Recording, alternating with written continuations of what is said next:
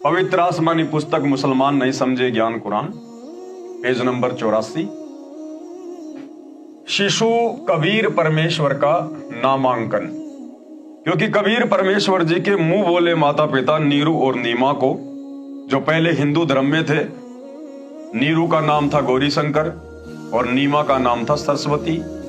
उस समय दिल्ली का बादशाह मुसलमान राजा था, इसलिए भारत देश पर मुसलमानों का दबदबा ज्यादा था। हिंदू मुसलमानों से दबते थे, इसलिए मुसलमानों ने जबरदस्ती नीरू और नीमा को मुसलमान बना दिया। नीरू और नीमा उनका नाम रख दिया।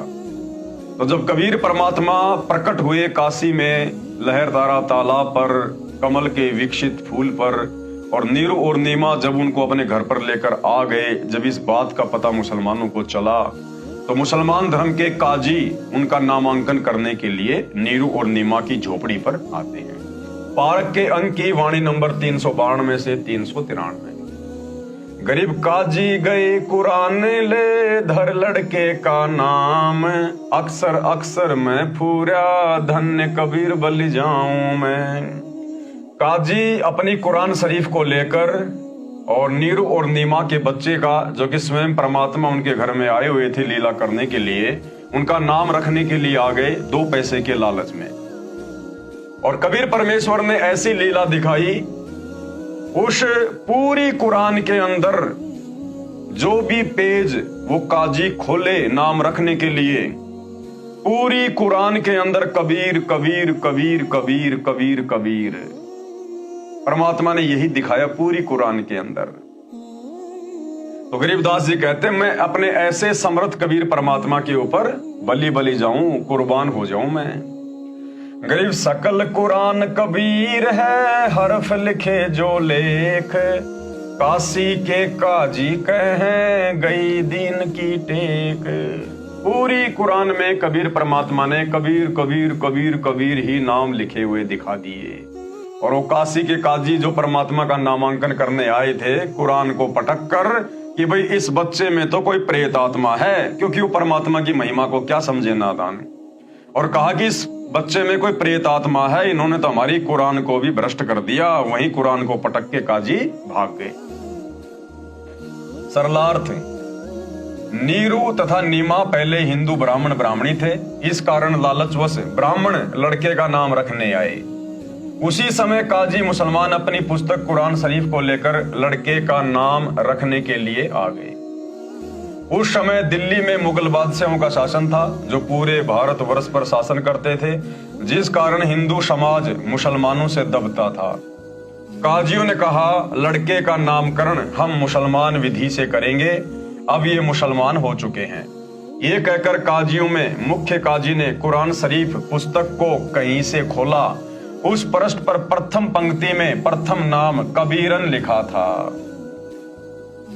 काजियों ने सोचा, कबीर नाम का अर्थ बड़ा होता है, इस छोटे जाति जुलाहे अर्थात धानक के बालक का नाम कबीर रखना शोभा नहीं देगा।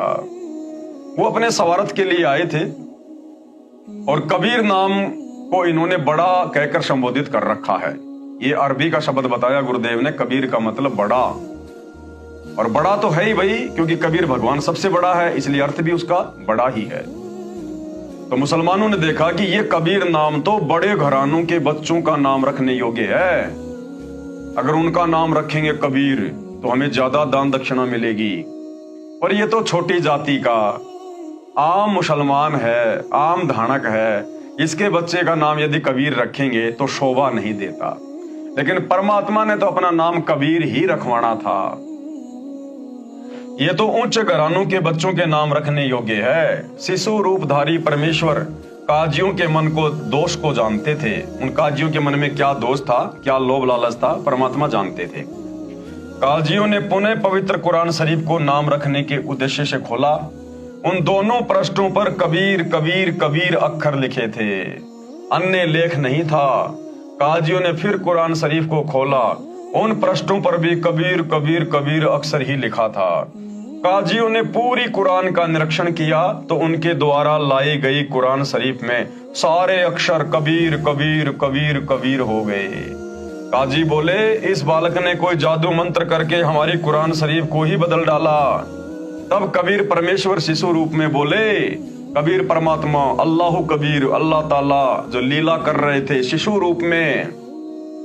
तो कबीर परमात्मा जी ने शिशु रूप में क्या कहा, हे काशी के काजियों, मैं कबीर अल्लाह अर्थात अल्लाह अकबर हूँ, मेरा नाम कबीर ही रखो। काजियों ने अपने साथ लाई कुरान को वहीं पटक दिया तथा चले गए। बोले, इस बच्चे में कोई प्रेत आत्मा बोलती है।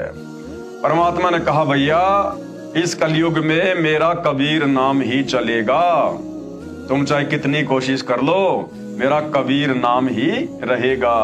तो काजी समझ नहीं पाए परमात्मा की लीला को और उल्टा परमात्मा में दोष देखकर कि इसमें कोई प्रेत आत्मा बोलती है, कुरान को वहीं पटक कर कि इसने तो हमारी कुरान को भी खंडित कर दिया और चले गए।